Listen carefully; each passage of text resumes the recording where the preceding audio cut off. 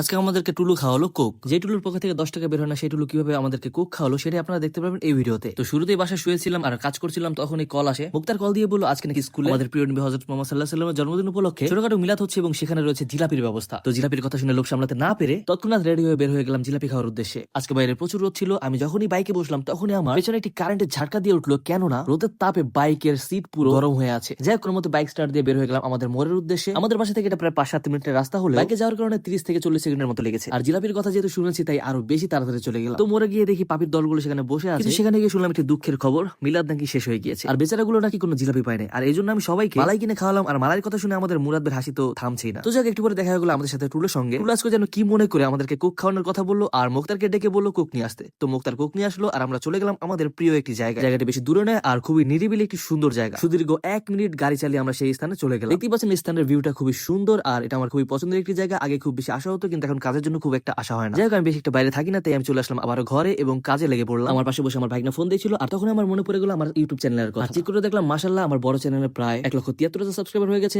আর major চ্যানেলটা অর্থাৎ ছোট চ্যানেলটায় প্রায় 18,000 সাবস্ক্রাইবার হয়ে গেছে। দেখা যাক নতুন করে ব্লগ ভিডিও শুরু করলাম আর এটা দিয়ে কত সাবস্ক্রাইবার গেইন করতে পারি। তাই তোমরা দ্রুত সাবস্ক্রাইব করে দাও।